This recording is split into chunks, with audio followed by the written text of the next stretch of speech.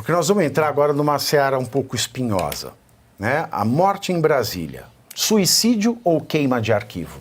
Porque, para quem não sabe, quando eu deixei a advocacia e fui para a comunicação, vim para a comunicação onde eu estou, eu comecei com séries de crimes reais. A gente esmiuçava, falava com peritos, com legistas, com delegados, com advogados, com as partes, com as vítimas. E quando a gente vê, nesse momento delicado para a democracia brasileira, um momento em que ninguém mais engolia a balela de são crimes antidemocráticos, então por isso nós vamos suprimir o devido processo legal. Nós vamos suprimir o princípio da legalidade porque são crimes antidemocráticos. E como a gente conseguiu explicar ao longo desse mais de ano, em que pessoas sofrem sem o devido processo legal, e repito aqui, podem ser culpadas ou inocentes, o meu julgamento não é esse. A minha questão é, falta-lhes o devido processo legal. E se falta o devido processo legal, falta a democracia. Quando já ninguém conseguia mais sustentar, porque afinal de contas não tem tráfico democrático, não tem homicídio democrático, não tem estupro democrático. Todo crime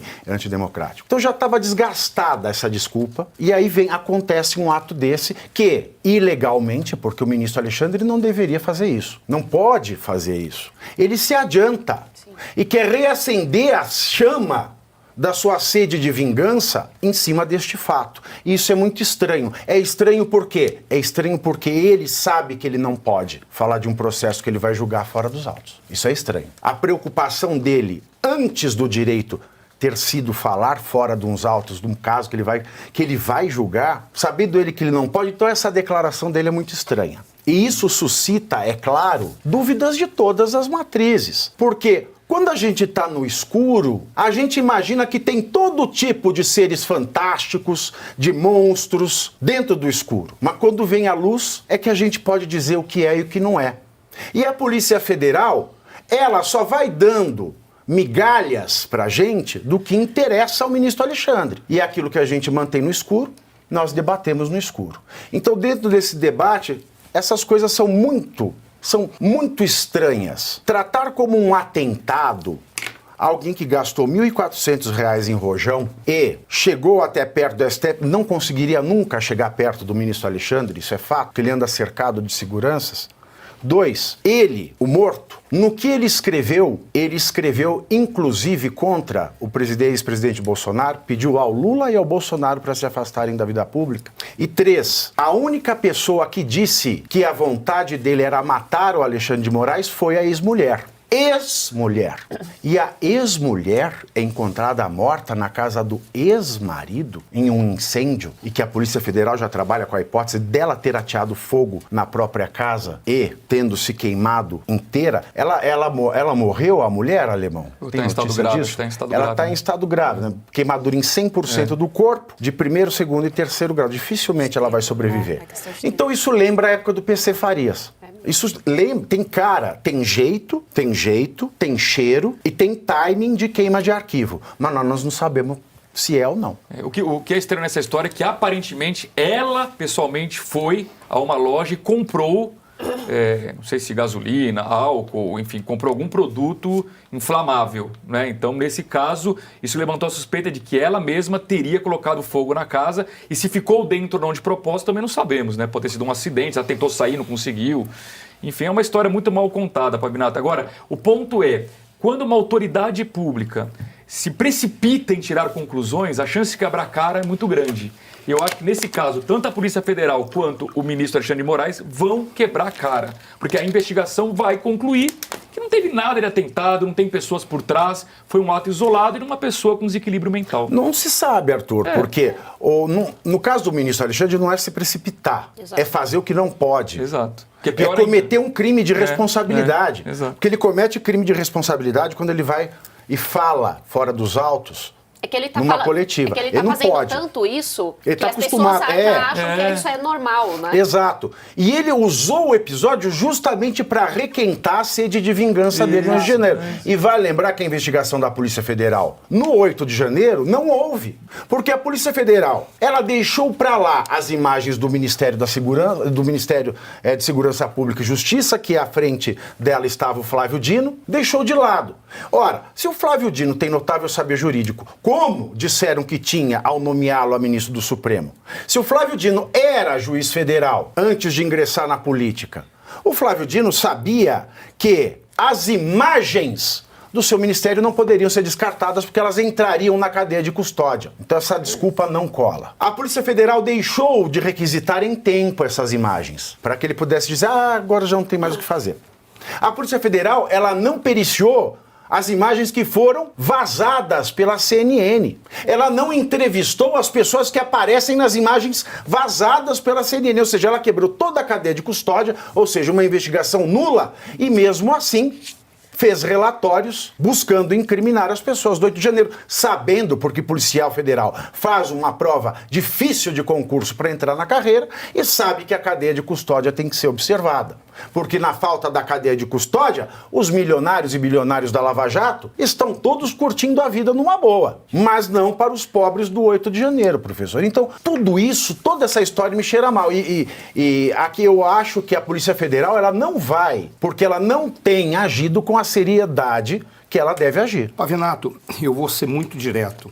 A conclusão a que se chegará sobre esse caso é nulo, é zero. Não é interesse de nenhum deles de chegar a alguma conclusão sobre o que aconteceu. Todo caso é muito complexo. Todo caso envolve indivíduos, ou envolverá indivíduos, que ou participaram de alguma maneira de alguma coisa inadequada, ou se esquivaram de fazer o que deveria ser feito. Por que eu estou dizendo isso? Porque vamos pegar a partir dessa questão do terrorismo. Qual é o grande problema da definição de terrorismo? A definição de terrorismo no Brasil é uma balela e é algo que veio ali apenas para resolver um problema pontual e todo mundo ficou com medo de duas coisas. Se a gente colocar o terrorismo como uma ação política, nós acabamos com os movimentos sociais no Brasil e acabamos com o MST e acabamos também com todo aquele lastro moral que eles acham que eles tinham, porque grande parte dos indivíduos que estão aí no poder participaram, fizeram atentados no período de 64. Parte deles está aí. Então, eles deixaram de fora. Então, a definição de terrorismo na nossa legislação, ninguém sabe o que é nem para que serve. Aí você pega uma definição da ONU. Bem lembrado, porque eles sim praticaram terrorismo político durante o regime militar. Eu não sou favorável ao AI-5, sempre combati isso, só que tem um detalhe. Antes do AI-5, ocorreram quase 20 atentados com morte, produzidos pela esquerda. Foi o que, inclusive, esse foi um dos argumentos para vir o AI-5. Mas não estou aqui para discutir AI-5, nem para defender algo que eu sou contrário. Então, deixemos isso de lado. Mas voltemos. Aí, você tem uma situação em que Sua Excelência, o atual ministro que está lá no STF, está usando de todas as formas para vincular isso num atentado terrorista ou uma ação contra o Estado Democrático de Direito, para vincular o dia 8, que tem todo o procedimento inadequado, ilegal, inconcluso ou simplesmente desvirtuado para chegar a determinados pontos que são os convenientes para aquela direção política que eles estão querendo dar. Sua Excelência, o ministro Alexandre de Moraes, faz mais coisas. A menos que eu saiba, eu posso estar enganado, mas os atos de suicídio não deveriam estar sendo totalmente trabalhados constantemente por essas autoridades do governo, porque, inclusive, isso não pode ser divulgado exatamente para estimular pessoas que possam estar desistindo da vida, e essa é a conclusão que eu cheguei a este senhor, começa com um ato que você poderia dizer, um lobo solitário, mas tudo a configuração é de um cara que desistiu, é um cara que perdeu a esperança. Basicamente é isso. Ele simplesmente foi lá e eu quero, de alguma forma, fazer algo próximo àquilo que aconteceu na Tunísia, quando o indivíduo desistiu do seu país, desistiu das leis, sabia que não tinha mais nada e tocou fogo no próprio corpo. Talvez tenha sido algo próximo disso. Aí vem a esposa, que faz algo e acusa ou aponta que ele queria assassinar o Alexandre de Moraes e traz um conjunto de outros elementos que configura cada vez mais que é um ato isolado de um indivíduo que perdeu a esperança e quer fazer uma vingança pessoal, não é nem uma vingança para o país, porque ele desistiu das lideranças, ele desistiu do governo, ele desistiu dos partidos, ele desistiu de tudo. E essa mulher aparece depois de ter feito uma série de declarações que a gente não sabe de onde vem.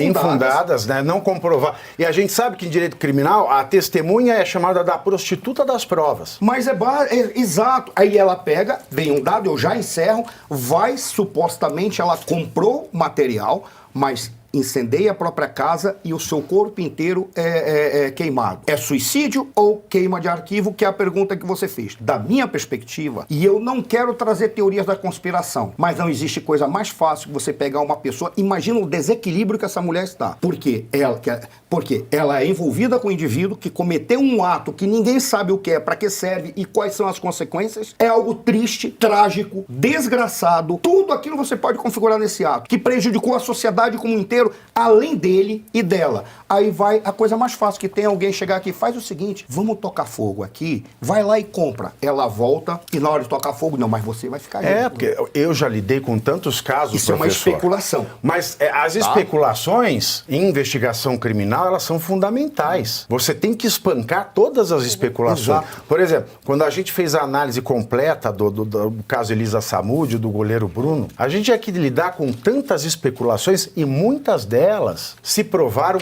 piores do que a mais absurda especulação. A casa dele agora, nesse momento. Aí, olha, tem as imagens da casa pegando fogo, né? Eu não sei se a ex-mulher morava com o ex-marido, pode ser que sim, mas pode ser que não, porque eram ex. E é muito estranho que ela, que apareceu sem ser requisitada para dizer que o ex-marido, que poderia muito bem ter escrito que o seu alvo era o ministro Alexandre de Moraes, afinal de contas, ele, naquele seu texto louco, ele disse tantas coisas, inclusive pediu a Lula e ao Bolsonaro para saírem da vida pública, mas não escreveu nada daquilo que a ex-mulher veio a público dizer que ele queria. E essa mesma ex-mulher, que portanto seria testemunha-chave, seria o embasamento do arrefecimento da perseguição do Alexandre de Moraes aos réus do 8 de janeiro, no dia seguinte ela é quase morta, ou quase se suicida, ou está com 100% do corpo queimado, em um caso de extremo para a sua vida, ela pode não sobreviver, é certo que ela não sobreviva, isso tem cheiro, tem timing e tem forma de queima de arquivo, mas eu não posso dizer que é ou que não é, porque na investigação criminal tudo é possível. E quando a gente lida com esses casos de crime real, que são crimes, por exemplo, que acontecem na vida das pessoas comuns, se essas teorias, elas têm que ser enfrentadas na investigação criminal para entregar à sociedade a resposta que ela merece, se nos casos de pessoas comuns, essas lucubrações, elas são essenciais e às vezes se provam muito piores do que as imaginadas, imaginem se tratando do homem mais poderoso do Brasil. Porque nós estamos falando do homem mais poderoso do Brasil, numa empreitada antidemocrática, em nome da democracia, que aniquila a democracia e tem na mão a vida de mais de cerca de 1.400 brasileiros. Nós estamos falando de um estado de exceção no Brasil, o fim do devido processo legal, o fim do direito à amplíssima defesa, o fim do direito ao princípio da legalidade estrita do direito criminal, e esta mulher que traz ao algoz do direito brasileiro, o ministro Alexandre de Moraes, um gancho para dizer aquele atentado foi contra o senhor. Ela vem a quase morrer, professor? Pave, só uma frase. O que mostra a ausência de empatia e o baixo nível de tentar entender o que é fazer o bem pro povo, e iguala, e comprova que isso, o que a Janja falou em relação que ele é um parceiro. Sabe qual é o fato? Eles estão se lixando. Ela fala bestão e ele não tá nem aí para aqueles que foram presos no 8 de janeiro. Porque o problema dele, sabe qual é? Pegar o Bolsonaro. Tudo aquilo que for feito para pegar o Bolsonaro, não interessa, pode passar por cima de quem for. Será feito. É isso que parece que fica dentro fica diante de mim. Porque quando aquela senhora fala, aquele bestão se matou com fogo de ativismo, ninguém riu, só ela riu. Depois as pessoas puxaram uma risada sem graça. E ele fala que isso tem tudo a ver com o que aconteceu do gabinete do ódio. O gabinete do ódio produziu aquilo como está produzindo por culpa do Bolsonaro. Tudo é culpa do Bolsonaro. Eles estão ignorando as pessoas, tomando as pessoas como instrumentos apenas para pegar o Bolsonaro. Basicamente, quando você vê isso, você diz qual é o nível de empatia que essas pessoas têm com os demais, com os outros seres humanos, ao ponto de dizer, respondendo a isso, você diz qual é o nível de maldade que essas pessoas podem ter no seu coração. A lei não está dando conta, né? Então, para onde nós vamos caminhar a partir disso? É isso.